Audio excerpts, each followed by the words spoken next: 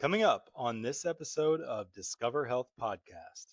And I remember one day it hit me I may never hear her say I love you. And I remember just breaking down in tears because there was something that as a dad you hear from your kids and you hear it a lot. That was really tough for me, that in that waiting and then just the unknown. Welcome to the Discover Health Podcast, where we explore the power of gut health, nutrition, and lifestyle to help you feel your best every day. I'm Dr. Josh Sharp, your guide on this journey to better digestion, more energy, and overall well-being. Ready to start discovering? Let's hit the trail.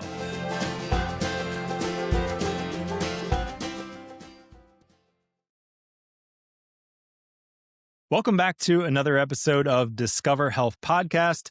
I'm your host, Dr. Joshua Sharp, and joining me today is Paul Voss.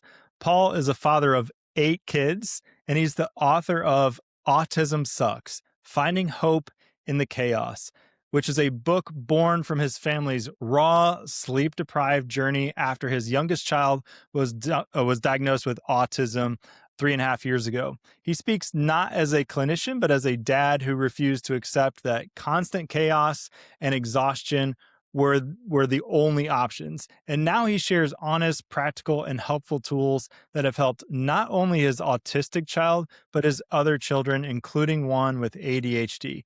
Paul, thank you so much for joining us today. Thank you for having me, Dr. Josh. I'm excited to be here. I'm so excited to learn more about you and learn more about your family. So if you would, tell us a little bit about yourself, your wife, and your kids, and what it's like in your household these days. Sure. So my wife and I, Lauren, we got married back in 2006. At the time, I don't think we ever planned on having 8 kids, but we had one, another, and then next thing we know, we had 8. I have 5 girls and 3 boys.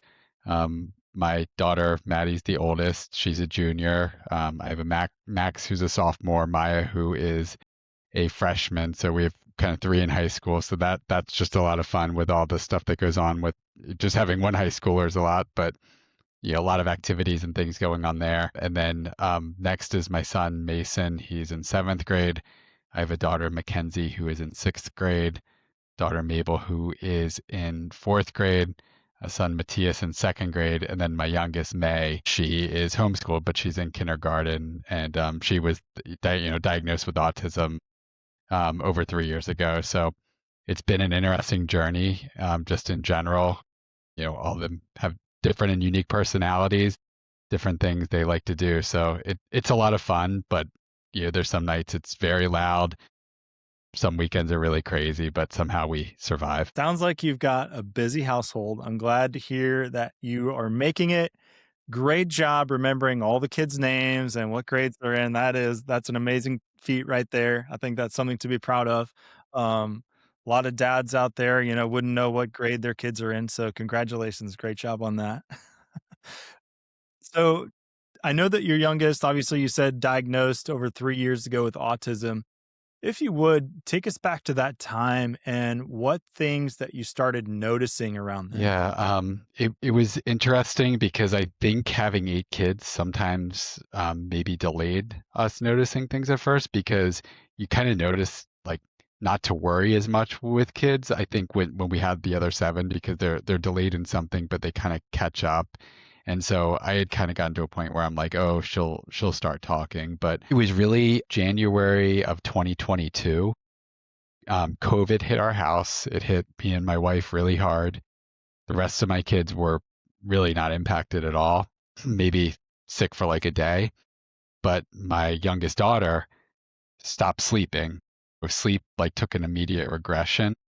She would not go to sleep at night, so want to be up at 10, 11, 12 at night, kind of full of energy. And then when we would get her to fall asleep, she would wake up within 2 hours and then be awake for 45 minutes or an hour, maybe go back to sleep. We had kind of chalked it up to COVID at that time. COVID came and went. She got a little better with sleeping. But then we started to notice that she wasn't speaking yet. And we went to the pediatrician. We ended up in Connecticut. They have a program called Birth to 3 where they send a therapist to your house. the first time she came out, she actually said, "Have you had her tested for autism?" And then as I didn't know a lot about autism, to be honest. I just didn't know anything about it. But as we started researching, even before we got her test done to get the diagnosis, you notice things she would do, like repetitive things like tapping. She loved spinning. Again, I kind of discounted that because she loved watching this TV show where they would spin. And so I thought she was imitating the character in the show. I had no idea it was a sign of autism.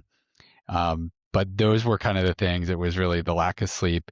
You start to notice the eye contact goes away, not speaking, and then kind of the stimming or the spinning and the tapping. So by the time we were actually getting the test done and waiting for the results, I was actually, and it sounds weird saying this, I was hoping it would be autism because I knew something was wrong, and if it wasn't autism, then I knew it was going to be a whole other journey to figure out what was wrong. So it was really, it started with sleeping and then kind of declined from there over about a 6-month period. Paul, if you would, going back to that time when you're waiting for the diagnosis, there's people coming in your home, they're trying to figure out what's going on. And, there's so many unanswered questions. If you would, what were some of the thoughts and emotions that you were having while you were in the beginning stages of this experience? Yeah, and I remember one time specifically, I was out on the trampoline with my daughter. We were just jumping, and I had been researching more about autism to learn because like I said, I didn't know. We were waiting for the results, and she wasn't speaking at the time at all, but she made sounds. So I thought, well, she's going to be able to talk eventually. And I kind of learned through my research that that doesn't mean she's going to be able to talk just because she's making sounds. And I remember one day it like hit me like I may never hear her say I love you. And I remember just breaking down in tears because there was something that as a dad you hear from your kids and you hear it a lot. Um, that was really tough for me, that in that waiting, and then just the unknown. For my wife, it was really hard as well because my wife wanted to start figuring out, well, what do we do next? But you're in that time frame of where you really don't know what to do next because you don't have a diagnosis, and a lot of the programs you want to do, they're going to ask you why you want to come see them. Well, if you don't know why, it can be harder. So it was just an emotional roller coaster of kind of up and down. I remember we went on vacation while we were waiting for the results. Again, this is where my ignorance is probably good in some ways because the house had a pond, and I had no idea that kids on the spectrum have higher rates of drowning. I remember she ran right to the pond and jumped in, and it was like just keeping her out of it was so hard. And I think if I had known just that they do have a higher rate of drowning going there, I would have been even much more on edge. So it was just, I would say, an emotional roller coaster waiting for those results, and then praying, hoping that she doesn't have it, but then knowing that if it's not autism, then what else could it be? So just, yeah, a lot of confusion and waiting. Yeah, that must have been a really difficult time. And I know that it was probably a really difficult circumstance and situation for your wife as well. So now you've got your diagnosis, okay, autism. If you would just walk me through the next, few months or so of what life was like, what you guys were doing, what you guys were experiencing, what you were seeing with your daughter after that. Sure. And I think part of my story starts before then. My Okay. mom was schizophrenic, and during COVID, things got really bad for her as well. She was put into basically kind of like, I would say almost like a prison, because she got sick, and when they were trying to remove her, she fought back. She had a social worker, and the social worker sent me a lot of paperwork about her. And I remember reading it, and she couldn't do basic things like use a vending machine. And I remember reading the list of medications she was on and just thinking to myself, why is she on all this medication? What is the goal? What are they trying to do to help her actually in any way possible? And then ironically, at some point I was listening to a podcast about schizophrenia, and I heard that the keto diet can help. And it hit me then that like, oh, my mom was institutionalized most of my life. That was never even something I knew as an option. And so I think it planted a seed in me. So when my daughter was diagnosed, that I wanted to be very open-minded and really explore a lot of other options outside of the traditional treatment for autism. So it really turned into my wife and I just doing a lot of research on our own about, how do we want to address this as parents and care for our daughters. A lot of learning, a lot of reading, watching videos, listening to podcasts. I mean, that's why I love podcasts, because we've learned so much from your podcast and others about just what other methods are out there that might not be mainstream. And it really sent us on a journey. I mean, one of the first things we did, we had always eaten organic, but we didn't really understand processed foods and the dangers there. So we would buy stuff because it said organic, but thinking that it was okay to put in your body. So we actually moved to a gluten-free, dairy-free diet for her to start, and really took away processed foods, and then started just learning more and more. One of the other things we did that I wish we had done earlier was grounding. So the concept of earthing, where the ground has energy in it. My wife brought it up to me. At that time I was still kind of on my journey, so I was like, that doesn't make any sense. Like, that's not real. And so I read a book on it, and then I kind of was like, we got to try this. And I'll never forget, because the first night we did that, she slept 6 hours straight, and that continued. And I was like, this is amazing. And how did I not know this even existed? So yeah, a lot of learning. And then, with the other kids, it was a lot of making sure they understood that, May's very different than you, and like explaining why she does stuff. So some things did get worse after the diagnosis, like the meltdowns got significantly worse. We have bite marks literally all over our house, like our dining room table, a banister. That has gone away now, so that's a good thing. But I would say the first year was just, we were trying to figure out what was the right things for her as her parents, and it figuring that out, just it takes a lot of time. Yeah, I mean that totally makes sense. And one of the things I love, and I just want to commend you guys on, you didn't just get your diagnosis and okay, I guess this is just where we're at. We're just stuck here, and this is how it's going to be forever.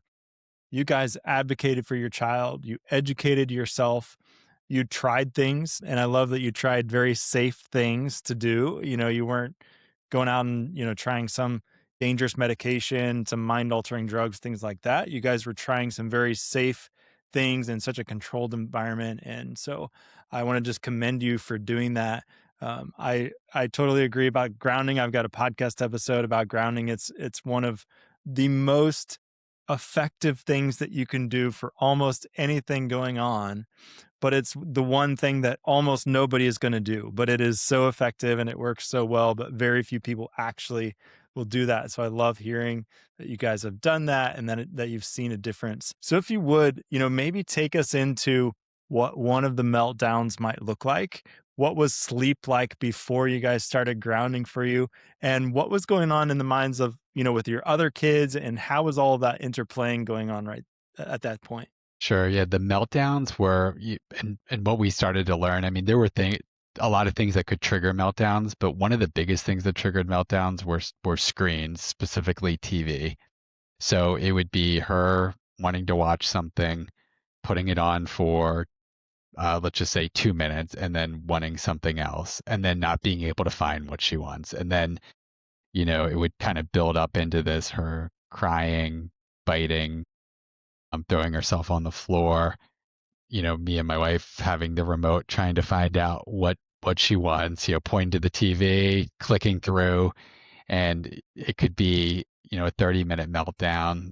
Ironically, a lot of, it always tended to happen when we were trying to do something else. So we had to stop what we were doing, and try to help her get calmed down. So those were tough, in general. Other times would be if she wanted to do something and we had to do something different, that could cause a meltdown. And again, similar behavior, falling on the floor, throwing herself on the floor, biting, just screaming, and not really easily consoled. Um, the sleep was really bad. I'll say that was probably the worst part of anything, because we couldn't get her to fall asleep. And when we did get her to fall asleep, she would wake up like every 2 hours. So we would try, we tried everything, avoiding naps during the day. So seemed like she was exhausted around 7 or 8. But then when you went to put her to bed, it was like she had a jolt of energy. And she would wake up at, let's say, 11. And not only would she wake up, she would want to like go downstairs and eat. And then we'd sit with her for 45 minutes, take her back upstairs, eventually get her to fall asleep. She'd wake up again, want to go downstairs. Sometimes she wouldn't want to eat. Sometimes she would just want to sit there. And no one wants to sit in a kitchen at 2:30 in the morning and just wait. And so it would be about 3 times a night. Sometimes she would sleep in a little bit in the morning, but that was kind of up in the air. And it just made bedtime every night kind of something we didn't look forward to.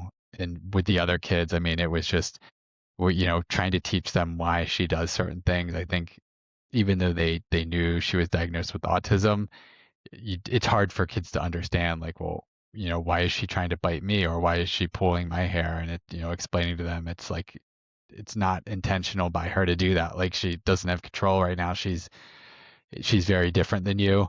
And then also just all the attention and therapy she needed. We really tried to build stuff into, like, if we had to go, we're close to New York, so when we would go to New York City, kind of make it a family trip, bring some of them just to do stuff they want to do. So we've tried to incorporate them as much as we can, but a lot of it was just like explaining to them why, as things come up, and really making sure they understood, like, the reason why she does things, or why she gets frustrated. She can't communicate, so her way of communicating is yelling. It's still an ongoing journey for us there too, because they still sometimes will be like, well, she was mean to me, and kind of explain to them she's not being mean, like, this is why she's doing it. So that's been a really hard part. I think they've become way more understanding as people, but it's still been hard to just make sure they all understand, especially the younger ones. Real quick, if you're a mom and you've been dealing with Lyme, chronic fatigue, or chronic illness, and you feel like you've tried everything, but nothing sticks, I want to personally invite you to join me and Ginger for a free live webinar called Why You're Still Stuck and How to Finally Heal. Every other Wednesday at noon Eastern, I'm walking you through the same terrain-based process that helped my wife Ginger go from homeschooling on the floor to traveling, exercising, and thriving again. If you're tired of chasing symptoms and you're ready for real answers, this training is for you. Just look for the registration link below this episode in the podcast description. Sign up, and I'll see you live on Wednesday. Obviously, this has probably been a learning curve for you guys. You're both exhausted. You're both probably frustrated. You're not sleeping well. The other kids are probably, agitated, as you said. It's just natural for kids to be jealous if one of the kids is getting, quote unquote, all the attention. It's just natural for them to be Yes. jealous. And so there's all this, kind of discord, and there's all this kind of, agitation in your family at this point. I know that you mentioned, grounding. I know that you mentioned changing diet, but what else, or what were some of the other small things that you guys changed where you started to see some improvement, where you started to see some differences? Yeah, it's a really good question. One of the other biggest things, and I never thought I would do this, but we actually took away screens from her. So we took the TV away. I know we were, and that we took a long time to do, but we were away on vacation one time, and while we were on vacation, we were like, let's just not put the TV on and see, like, how it goes. So we left the TV off while on vacation, because it was a different location. So it wasn't like her TV, and she did really well. So when we got home, I ran into the house, into the playroom that she has, and just took the TV out, and we never looked back. And that had a big impact on meltdowns, I'll say, in general. There's two other things I'll say, and again, I blame myself sometimes for delays on these, because they were recommended by people we trust, and I couldn't wrap my head around it. So first was melatonin. While grounding helped her stay asleep for 6 hours, even when we started the grounding, so she would sleep for 6 hours, but she still struggled to fall asleep.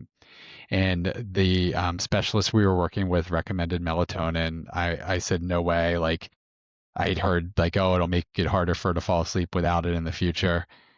We delayed it. We eventually did it. She fell asleep much better with it, and then we took her off of it, and she falls asleep fine without it now. So wish I would have done that a lot sooner. The other one was CBD oil. So that was something, again, a specialist recommended to us. I was like, no way. And I'm pretty open minded on things, but I'm like, I'm not giving my kid weed. It was kind of like my thought. And one of the things that she struggled with too, I should have mentioned it earlier, when we would go for walks around the block or go out anywhere, she would want us to carry her. And it obviously got harder as she got older to carry her around everywhere. The first day we gave her CBD, she walked around the block by herself without being carried and kind of never needed to be carried again. And it's like mind blowing. I'm like, why didn't I start this sooner? So those were two other big things that we did that had an impact. We've tried so many different things. We do a sauna with her every night. That's been helpful. Um, Again, I think grounding has been the biggest thing that my wife and I would say made the biggest impact quickly. We do a lot of exercises with her. We do infrared laser and red light therapy with her. I can't point to like we did it and then it helped, but just knowing the benefits of it, we continue to do it. But in diet, I mean, diet in general had a major impact on not only her but my whole family. So it like the changes we made in general have been great for everybody in my family. We've really tried to incorporate it with everybody. The other kids use the sauna, so a lot of the things we acquired as needing for her, we've really made sure the other kids take advantage of it and incorporate it into their life. That's great. I think that so many people turn to screens, and I'm not any different, because it feels like, well, this is going to make my life easier. This is going to buy me, 20 minutes, 30 minutes, an hour, whatever, where I can do other things, where the kid is, focused on something and I can do other things. So you're telling me that whenever you took screens away, it got easier, things got easier for you? It did. So she loves books now and she runs around with her books. And I never thought it would get there though, because she would want to watch TV like 24/7 if we let her. And I don't know if being away a week from it just kind of like reset things. And again, I was never a parent who was like, oh, my kids can't have screens, but it did. It literally took majority of the meltdowns away.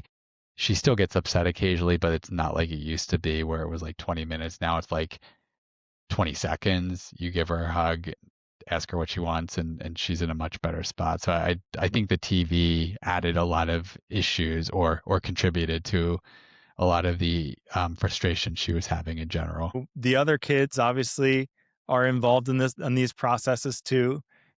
Were there fights, were there struggles with changing diet, with, reducing screen time or eliminating screen time? How's that going with the other kids when you're making these changes? I do have screen time limitations on their phones, and those are still fights that, they're always looking to get more screen time. So that part, I would love to take screens away, to be honest, where I'm at now. Like, I don't think I could even do it though.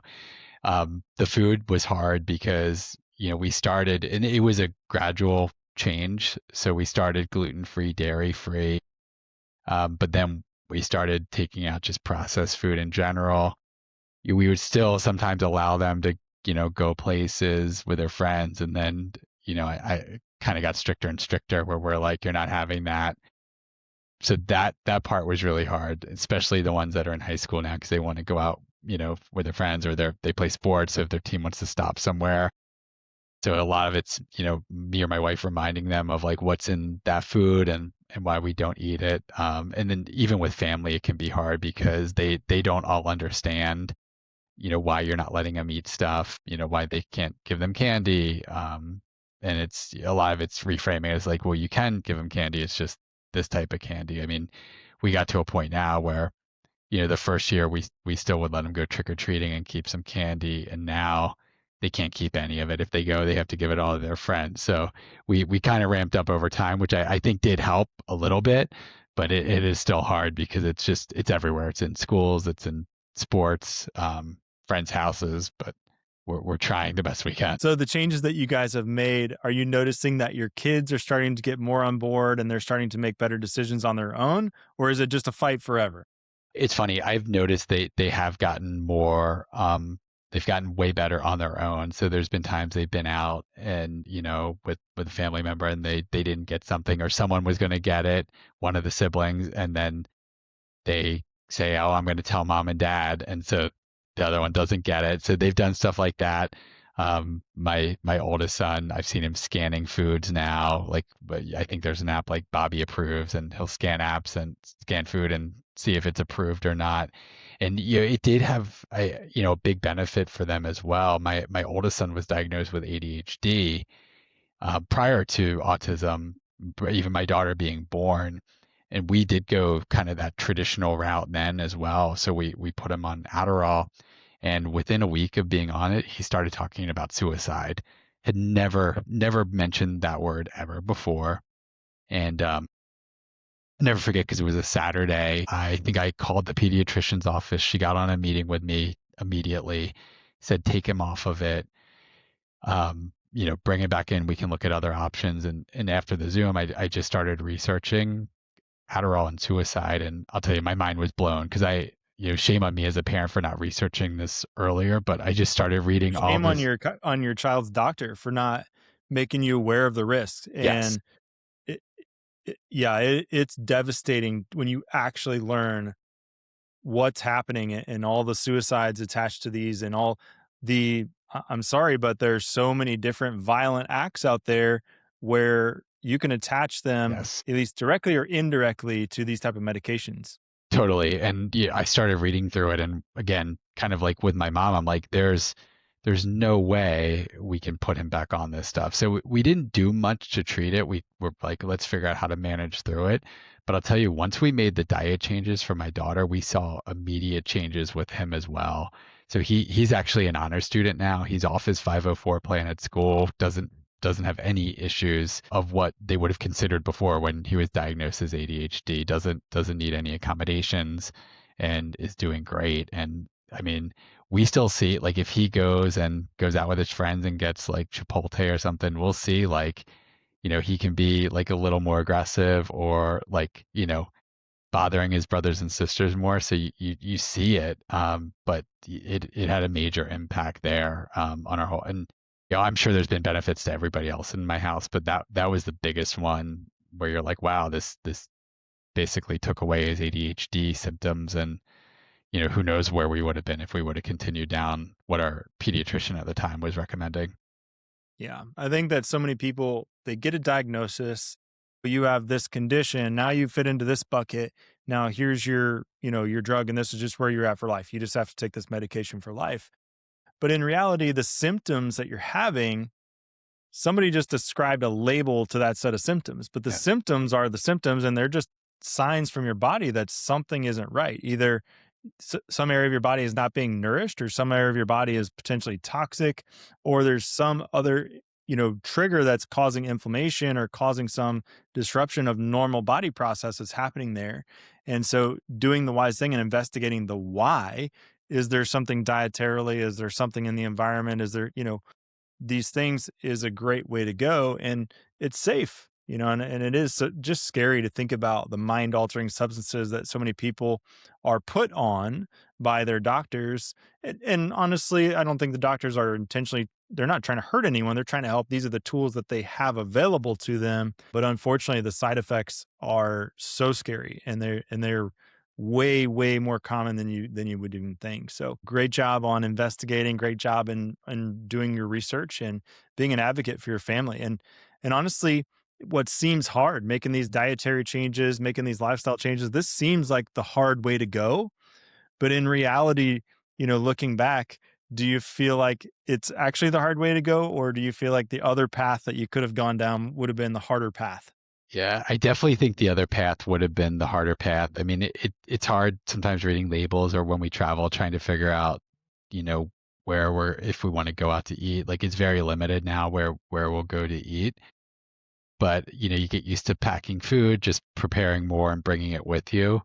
And yeah, I don't know where we would have been if we had continued down the other path, especially the health of my other kids. And that's what probably would scare me the most is like not knowing because, we took him off the medication, but he was still struggling, in school and with paying attention. So it wasn't like the other things we were trying were really doing much. And so I think, yeah, these changes helped him significantly, and you've definitely helped my daughter, and again, probably helped really all of us, as a family. But it's hard, right? Just trying to figure out what they can eat, can't eat, and then ironically, we found out she has a coconut allergy as well, and a lot of the better options we would buy would have coconut sugar. So for her, it's definitely been like its own set of challenges in general. But it I definitely think it's been better for us that we went this path and made the changes. That's fantastic. So you guys are implementing some changes. You're noticing some differences. You're noticing some improvements. What was it that actually led you to write the book, Autism Sucks, Finding Hope in the Chaos? Yeah. So initially, the reason I wrote it was things like grounding, things like CBD oil, we implemented and saw an immediate change. And I wanted to put out what we did where we saw an immediate change because I thought, wow, I wish I would have known this when my daughter was first diagnosed with autism. And part of it was out of frustration because I would, go on Instagram and there's a lot of good people out there, but there's a lot of people that I think are just selling, miracle sprays and, solutions that don't work. And so part of it was I want to help others. Part of it was frustration.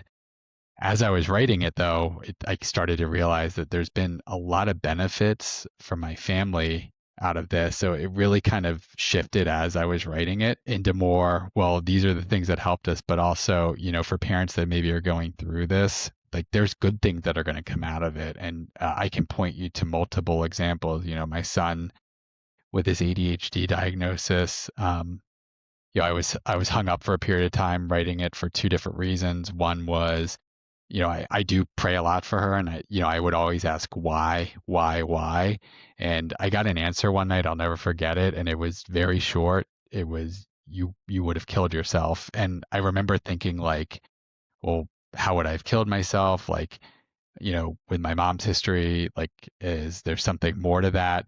And it was about a year later, I got kind of another answer just praying. And it basically it wasn't through, basically saying it would have been through the way you were living.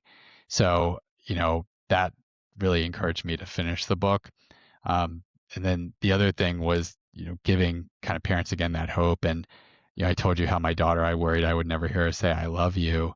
Well, I finally heard her say, I love you. And it was awesome, but it also like wasn't what I expected because she had been showing me different ways she loved me for so long that were way better than hearing her say the three words. So, hoping that other parents who might be like, oh, if I can just get my child to this, like things are going to be better. Like you might get there and it's not even what you expected.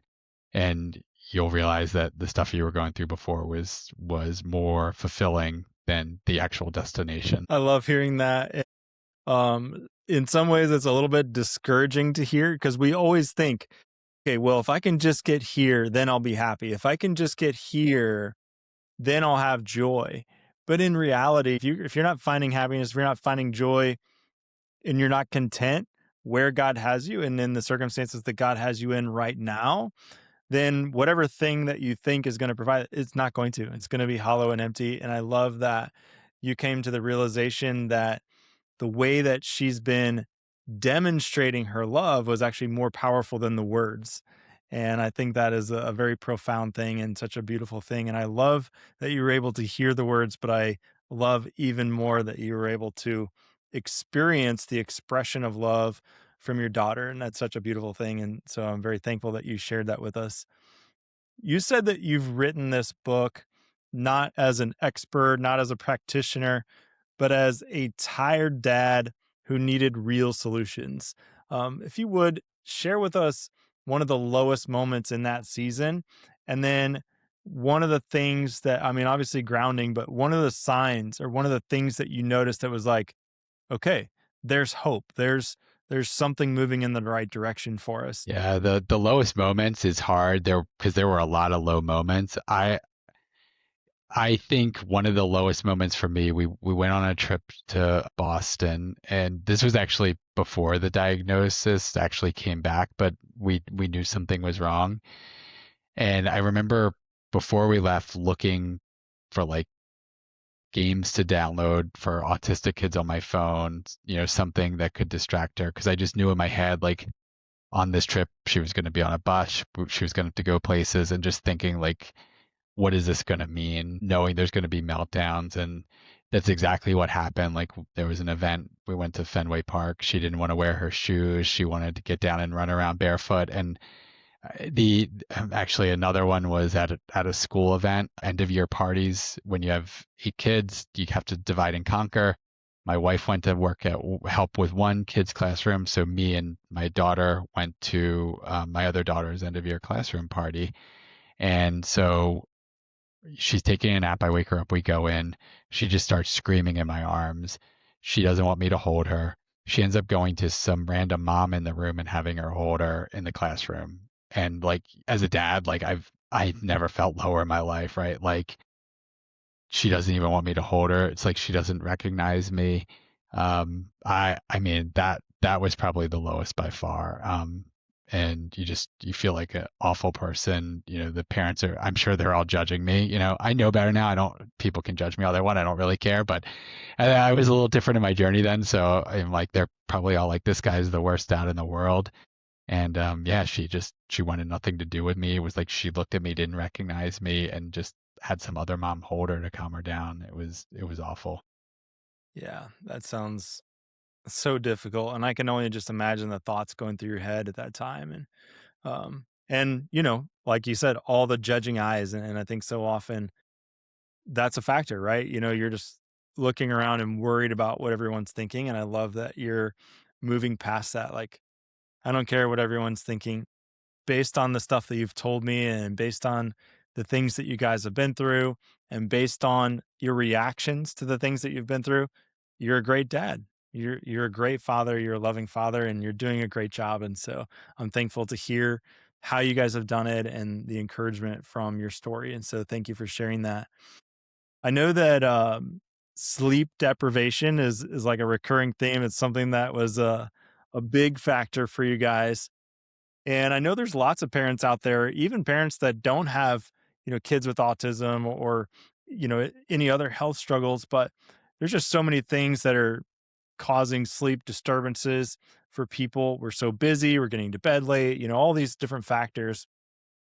For you guys and your family, what were some of the practical changes and routines changes that you guys did that really helped your family get consistent sleep?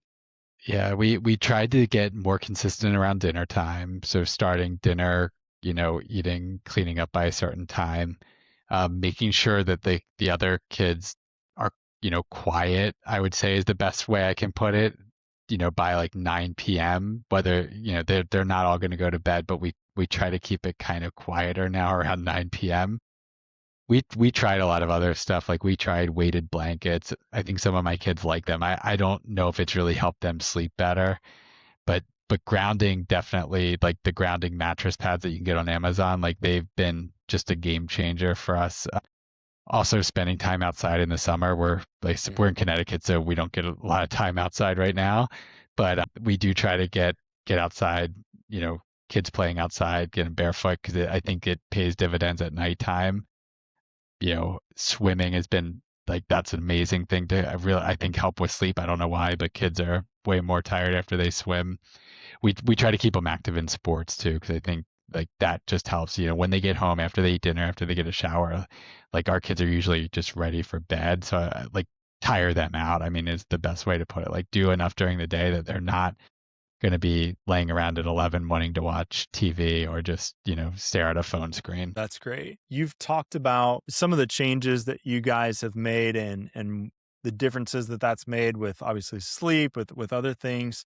Um, would you recommend be a first step or just kind of a baby step for parents that are looking to try to improve their family's sleep or just kind of work on their family's health, just so parents are not overwhelmed with making these changes? Yeah, it's a really good question. I think I mean, for sleep, I'm a big believer now in grounding. So the availability of them on, Amazon and everything else, I would say like start with just a grounding mat to throw on your bed.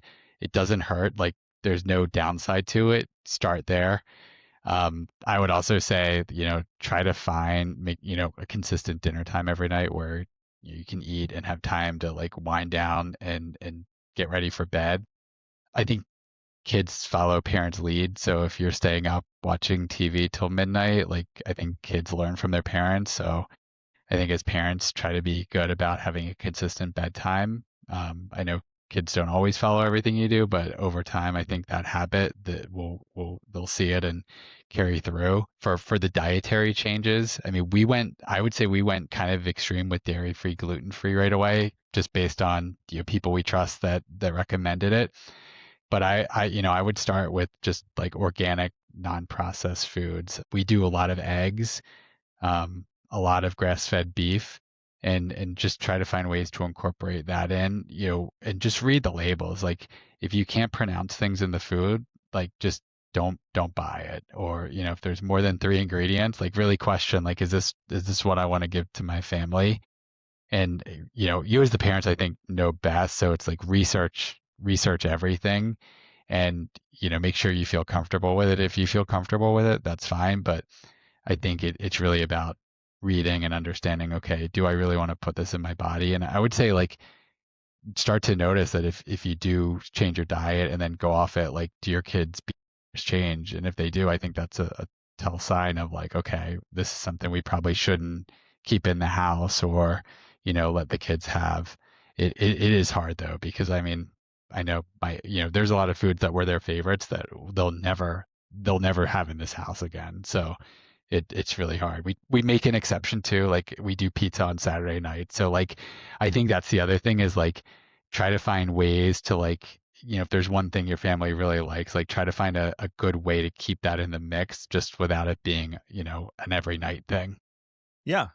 Or even try to find a healthier alternative or Yes. healthier version or something that you can make at home that's very similar, including the kids. And if you guys can do it with 8 kids in your situation and you guys can stick to it, I think that's very encouraging for all of us that may not be in your same situation. I've got 2 kids and making changes is sometimes hard and sometimes I don't want the fight, but I've realized it's worth it. It is so worth it. When my kid is able to focus, they're able to perform well, they're able to sleep, they feel better, and so they're actually more obedient.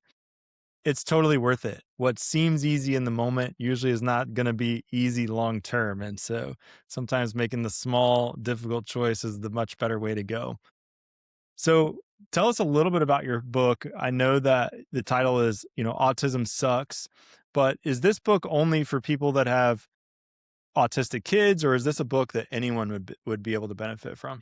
It's definitely core audiences, parents with kids who are on the spectrum. But I think that, a good audience for it as well are maybe friends or family members. If you have a friend or family member whose kid has autism, because I think a lot of them don't understand what those parents are going through.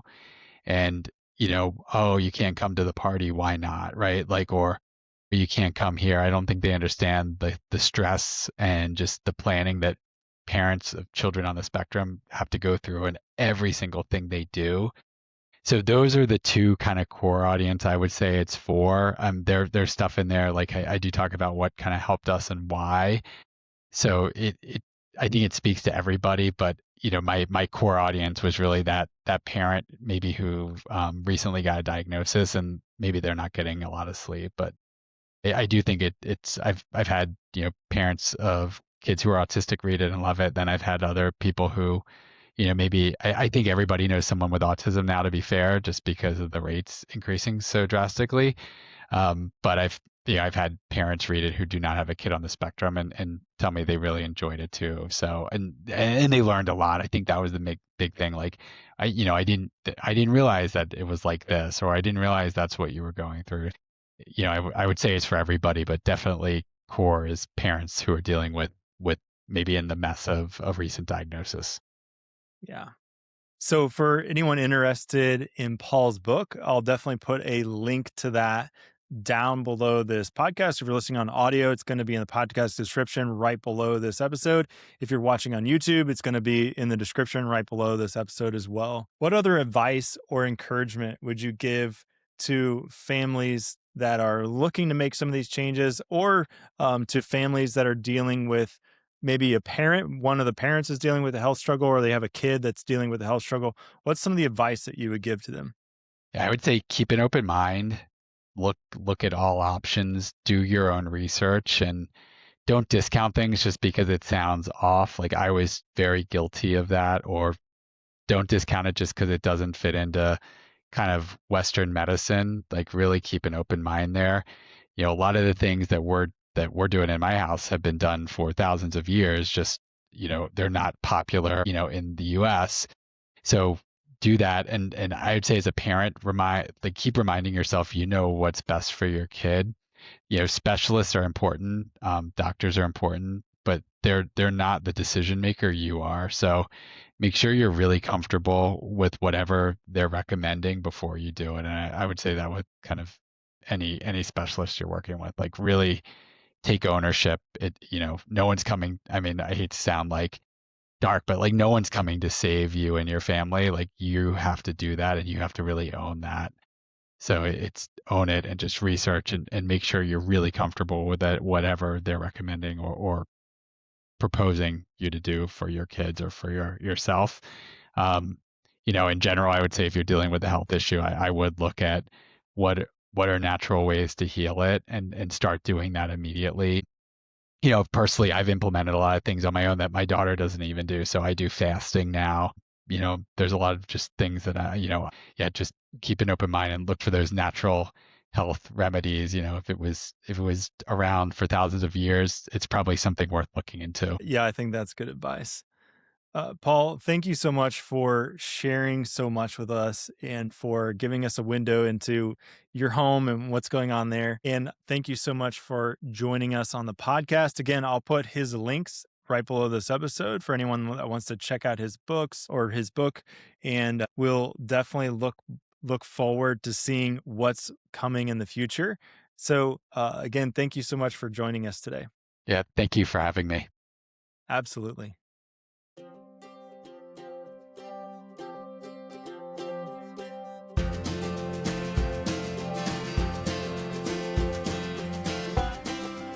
Thanks for tuning in to the Discover Health podcast. Remember, your health is a journey, not a destination.